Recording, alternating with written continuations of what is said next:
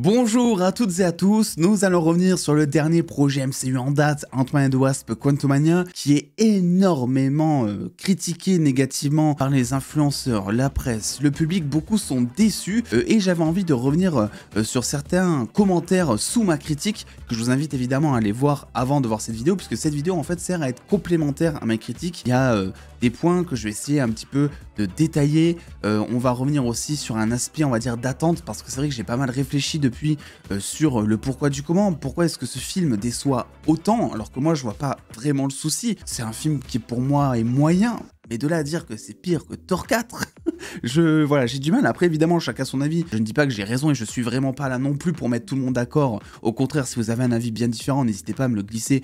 On n'oublie pas que c'est pour ça de base qu'on crée des choses sur internet, c'est justement pour communiquer, dialoguer entre nous. Si tout le monde était d'accord avec moi, ben ça n'aurait aucun sens. Avant toute chose, on va parler des attentes en général du film, et je pense que ça va être une grosse partie de cette vidéo en fait, dans le sens où beaucoup avaient d'énormes attentes pour ce film, parce que premier film de la phase 5, parce que Kang le Conquérant, et je pense qu'en fait, dans ces deux cas, il y a un coup c'est la faute des spectateurs, et un coup c'est la faute de Marvel Studios. Concernant donc l'attente du premier film de la phase 5, c'est vrai que moi c'est pas quelque chose que je me dis, parce que pour moi, les films hypants qui sont de qualité, on dira, concernant le MCU, c'est plus les films de fin de phase. Et c'est vrai que beaucoup s'attendaient à avoir quelque chose de quali, et au final, quand je regarde de manière rétrospective, le premier film de la phase 2, c'est Iron Man 3, qui moi je trouve est un bon film. Je sais que beaucoup ne l'aiment pas, et moi j'adore Iron Man 3, mais qui en soi ne tease pas grand chose non plus pour le reste. Le premier film de la phase 3, c'est Civil War, et c'est là oui, un film qui envoie du lourd, un des meilleurs films selon moi du MCU. C'est d'ailleurs le seul film de début de phase qui a pour moi cette âme-là. On a ensuite Black Widow, qui est le premier film de la phase 4. Alors là, autant vous dire que j'ai même pas besoin d'argumenter pour vous dire à quel point c'est osef comme premier film. Et premier film de la phase 5, donc on a évidemment Ant-Man 3. Donc en fait, il ne fallait pas là-dessus avoir d'attente tant que premier film de la phase 5 du MCU égale future banger. Ça pour moi c'est une erreur que les spectateurs se font, et à juste titre aussi, dans le sens où ça fait tellement longtemps qu'on n'a pas eu un bon projet qualitatif, on va dire, du MCU. En fait, on en vient à espérer des choses qui sont qui ne seront pas forcément au rendez-vous, quoi. L'autre chose où par contre là pour moi c'est la faute de Marvel Studios, c'est qu'en fait il y avait beaucoup de personnes qui avaient une attente concernant ce film parce que Kang. Beaucoup du coup ont oublié que c'était un film Ant-Man. Et même que ce soit un film Ant-Man, beaucoup se sont dit, bon il y a la zone quantique, il y a Kang, voilà ça peut le faire. Mais en fait la mauvaise communication de Marvel Studios a fait que beaucoup avaient des attentes. C'est aussi le fait que certains spectateurs ne s'intéressent pas forcément de près aux comics ou aux théories, dans le sens où il y en a beaucoup. Moi je l'ai vu sur Twitter parce que j'ai posté un petit message de ce même type. Il y en a beaucoup en fait qui ne savaient pas que cette version de Kang dans Ant-Man 3, c'était absolument pas la version définitive. Moi j'ai comparé ça justement à Voldemort dans les premiers films, si vous voulez. Voldemort dans les premiers films Harry Potter, tu savais, en voyant sa gueule, tu savais qu'il allait évoluer, tu savais que c'était l'enjeu de base, et qu'à la fin on finirait vers un combat final avec un Voldemort qui aurait monté en puissance, qui serait ultra puissant, etc. Et en plus, Voldemort, c'est vrai que même avant de le voir à l'écran, on te faisait monter les enjeux, on te le présentait comme menace, bref, il était déjà là avant d'être là, il y avait une certaine aura qui tournait autour de lui. Et tout ça, ça s'est fait sur plusieurs années, sur plusieurs films, et le problème avec Kang ici, c'est que déjà d'une, on ne sait pas du tout sous quelle forme évoluer. Les seules personnes qui savent qu'il va évoluer, c'est les fans, c'est ceux comme vous et moi qui sont intéressés par l'univers, qui regardent des vidéos théories, qui lisent des comics, ce sont eux, voilà. Et aussi le problème c'est que même si ils ont essayé le MCU de nous introduire Kang de manière passive, en nous le présentant comme menace avant de le voir à l'écran, le souci c'est que la seule fois où ils le font, c'est dans le dernier épisode de Loki. En fait, on te dit qu'il y a une guerre multiverselle et que celui qui demeure, en gros, c'est le meilleur de tous les Kang qui existent. Mais c'est le seul truc, ça n'a pas un enjeu énorme parce qu'à aucun moment tu vois Kang buter quelqu'un. Il y en a beaucoup qui ont pris cet exemple que moi je trouve très pertinent dans le sens où si on avait commencé Ant-Man 3 avec Kang qui bute par exemple Thor 4, non pas Thor 4, même si ça aurait été cool. Avec par exemple Kang qui bute Thor comme il le dit dans le film, et bien en fait de suite ça t'aurait montré que voilà c'est lui le papa, tu vois Kang qui tue un dieu du tonnerre, oui ça fait autre chose quoi. Alors après c'est vrai qu'il y a certains doutes parce qu'il dit qu'il a tué Thor, mais le souci c'est que tous les variants de Kang se considèrent tous comme une même personne. Donc quand il dit j'ai tué Thor dans une autre réalité ou je sais pas trop quoi, est-ce qu'il veut dire que lui-même physiquement a tué Thor ou est-ce qu'il veut dire qu'un de ses variants a tué Thor? Voilà, ça j'en sais rien.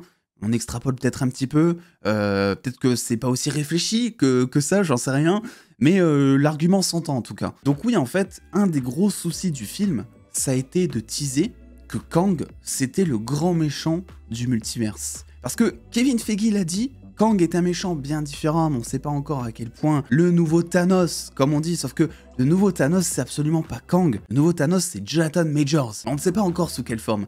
Et on ne saura pas encore sous quelle forme, et on ne peut pas encore imaginer sous quelle forme, même si je vous laisse évidemment aller voir ma vidéo théorique qui en parle, parce qu'il semble que l'on ait quand même quelques idées de notre côté. Donc forcément, quand t'entends que Kang, un des grands méchants Marvel, des plus puissants en plus, est présent dans Ant-Man 3, et qu'on t'apporte pas une nuance en plus, on te dit pas derrière de manière officielle qu'il va évoluer et que par exemple la version que l'on a dans Ant-Man c'est juste une version temporaire, moi je trouve que ça aurait été bien de l'expliquer ou de le justifier même carrément dans le film, eh bien tu t'attends à des trucs de malade mental, forcément. C'est sûr du coup il y a eu une incompréhension, que les attentes étaient en haut et qu'en résultat, bah oui, Kang se fait buter par des fourmis et que t'as du mal à te dire mais attends, ça, ce truc là qui se fait buter par des fourmis et par un mec qui sait rétrécir tout ça, ça, c'est le nouveau Thanos, tu vois. C'est normal qu'on fasse ce raccourci. Par rapport aussi à ça, je pense que même si on est conscient qu'on est en début de saga, on dira, et que les films type Avengers, Infinity War, Endgame n'arrivent pas de suite, je pense que Marvel Studios a mis tellement la barre haute à un moment qu'il est difficile de s'en défaire. Je trouve que ça commence à passer petit à petit que les projets avancent, parce que les gens sont de plus en plus déçus et comprennent en fait qu'on n'aura pas des films autant d'envergure avant l'arrivée des 4 Fantastiques, de Kang Dynasty, de Secret Wars ou encore du prochain Captain America par exemple. Mais je pense aussi que les gens attendent trop que chaque nouveau film du MCU ce soit en quelque sorte, pour extrapoler, le nouveau Endgame quoi. Je pense qu'en fait on a tellement du mal à se défaire de ce qu'était le MCU avant, qu'on a du mal à se dire bah maintenant il faut qu'ils recommencent tout de zéro et qu'ils arrivent encore à des cliffhangers de malade mental, etc. Réfléchissez à un truc avec ça. Est-ce que, honnêtement, et même moi, je suis vraiment pas certain de pouvoir répondre à cette question. Si Ant-Man 2, voilà, qui pour moi est le pire film Ant-Man, même si certains, je pense, vont être d'avis de dire qu'Ant-Man 3 est le pire film Ant-Man. Si Ant-Man 2 était sorti maintenant, bon, on va dire après Endgame, est-ce qu'il aurait autant été apprécié ? Est-ce qu'on n'aurait pas dit que c'est le pire film du MCU?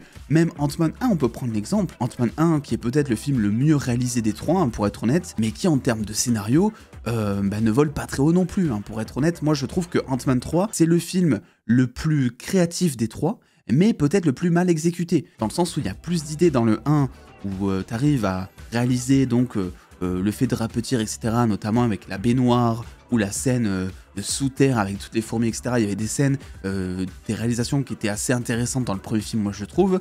Dans le 3, le souci c'est que c'est ultra créatif, mais à côté, tu te tapes bien trop souvent du champ contre champ et des effets spéciaux qui n'ont pas eu le temps d'être aboutis. Mais en termes de scénario pur et dur, le premier film, les gars, ça reste d'un cliché au possible, avec un grand méchant chef d'une entreprise, un savant fou, je sais pas trop quoi, qui d'un coup va prendre en otage la fille du héros. Enfin, c'est vraiment un film des années début 2000 quoi en soi. Là, même si dans le 3, il y a des facilités scénaristiques, et pour être honnête, comme dans tous les films, hein, comme dans tous les films du MCU, il y a des facilités scénaristiques, on sait ce qu'on va voir aussi, je trouve que le scénario est quand même un peu plus ambitieux que le premier film, qui est certes une très bonne origin story, qui est simple mais efficace, là où l'efficacité peut-être du troisième film se perd par des incompréhensions, des attentes qui sont trop élevées, des effets spéciaux mal aboutis, bref, trop de maladresse en quelque sorte. S'il vous plaît, arrêtez de comparer Avatar 2, qui a eu 13 ans, je crois, pour voir le jour, et un film du MCU qui est rushé à mort, en mode fast-food, et qui n'a même pas le temps d'être abouti en termes de scénario ou d'effets spéciaux. Je veux dire, au bout d'un moment, on sait aussi ce qu'on va voir, ne comparez pas l'incomparable. Quand je vais voir un film du MCU, j'ai forcément pas les mêmes attentes qu'un Avatar. Enfin, ça me paraît logique, quoi, tu vois, après, il faut avoir du bon sens, les gars, aussi. Dans ma vidéo, j'ai aussi parlé d'une vidéo attente, où je vous avais dit que ma vidéo attente, en soi, j'avais été ultra raisonnable, et il y a quelqu'un qui dit, le fait que tes attentes soient au plus bas, en gros, n'explique pas le fait que tu aimes ou pas un film. Et moi, je pense que si. En fait. Je pense que le fait de partir totalement, par exemple, défaitiste avant d'aller voir un film, tu ne peux qu'avoir de bonnes surprises. Et j'étais pas non plus parti défaitiste, pour être honnête. J'avais vu la bande-annonce, et moi, c'est à ce moment-là où j'ai pété un câble. J'avais vu la bande-annonce, j'avais vu M.O.D.O.K., j'ai pété un câble, vous pouvez aller revoir les vidéos qui en parlent sur la chaîne. MODOK, quand j'ai vu après coup le MODOK sans masque, là je me suis dit mais non mais les gars c'est pas possible là, qu'est-ce que vous êtes en train de faire? Donc mon problème là-dedans dans tous les designs que je vais vous montrer, le point commun, c'est qu'en fait MODOK, ok il est moche, ok c'est très bien tout ça, mais il y a quelque chose, il y a un point commun entre toutes ces images, selon moi, c'est qu'un ressenti, mais selon moi, c'est que MODOK, bien qu'il soit moche, restait toujours assez menaçant d'une certaine manière. Quoi? Il n'y a pas de côté menaçant là. T'as envie de lui donner un biberon, on dirait un œuf sur pattes, on dirait un gros bébé. Non, il n'y a aucun côté menaçant. Alors MODOK, je pense que ça sera un peu le comic relief du film dans tous les cas. C'est-à-dire le personnage qui sera là pour être ridicule, pour être drôle, etc. Donc au final, la réaction que tout le monde a eue en voyant MODOK là dans ce film, je l'ai eu au moment de la sortie de la bande-annonce. Ce qui fait que quand je suis allé voir le film, j'ai vu MODOK, je me suis facepalmé 2 secondes, je me suis dit ok, ils l'ont vraiment fait en fait. Mais ça m'a pas étonné. J'étais pas sur le cul, de la mauvaise manière en tout cas. Voilà. La seule chose qui m'a vraiment déçu par rapport à cette vidéo attente, c'est que je m'attendais vraiment à ce que la fin soit un peu plus dramatique. Je m'attendais à ce que Hank Pym meure ou que Janet meure. Je m'attendais à ce que quelqu'un meure parce que c'est vrai qu'en soi, Hank et Janet, là, je vois plus à quoi ils servent quoi. Hank Pym, c'était le mentor de Scott Lang, il en a plus besoin. Janet, ok, elle sert maintenant à t'expliquer tout ce qui est royaume quantique, enfin t'expliquer parce que elle met 8 ans à expliquer le truc, elle tire sur la corde, on est bien d'accord, mais elle servait plus ou moins à ça, à être le levier scénaristique du film. Maintenant, je me demande à quoi elle va servir quoi. Maintenant, c'est Cassie Scott Lang, point. Moi, c'est quelque chose ça qui m'a peut-être très déçu du film, mais à côté, c'est vrai que mes attentes, on était plutôt raisonnable au vu des bandes annonces, au vu des informations. Et pour revenir au sujet initial, oui, du coup, quand tu as des attentes qui sont médiocres, tu ne peux qu'apprécier le film en soi. Je veux dire, ceux qui ne s'attendaient à rien en allant voir Venom 1 ou Venom 2, je pense qu'ils ont un peu plus apprécié le film. Pareil pour Morbius, par exemple. J'en ai vu aussi certains dire que Morbius était un meilleur film qu'Ant-Man 3, et je pense qu'en fait ça vient de là. C'est que Morbius c'est un film de Sony, avant ça t'avais les 2 Venom qui étaient sortis, qui étaient des purges monumentales. Du coup, quand Morbius est sorti au ciné, tu savais déjà en te disant, putain c'est Sony qui réalise le truc, j'ai très peur, ça va être horrible comme les 2 premiers films, donc forcément quand il y a des aspects qui sont un peu plus positifs, tu les vois un peu plus en conséquence, je trouve. Là où Ant-Man 3, comme je l'ai dit, des attentes peut-être trop disproportionnées, une mauvaise communication de Marvel Studios, Kang le Conquérant. Bref, tout était là finalement pour vendre le film en soi, parce que c'est aussi à ça que sert le marketing, mine de rien. Et du coup, la réception en général derrière n'a été que plus décevante globalement. Donc pour conclure sur tout ça, pour moi, Ant-Man 3, c'est un film qui est très mal exécuté, ça je pense qu'on est bien d'accord. Et pour le coup, pour un premier film d'une phase, je trouve qu'il fait le taf. Il pose les enjeux, il te dit que, par exemple, la zone quantique est une autre zone hors du temps, hors de l'espace, là où on pensait qu'avant, il y avait juste le TVA,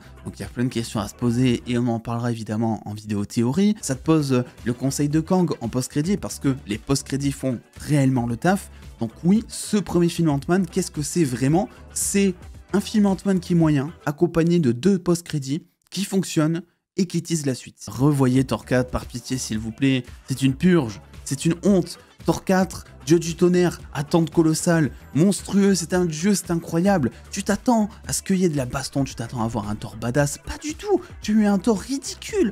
Ant-Man and Wasp Quantumania, aussi un film ridicule, mais un film Ant-Man.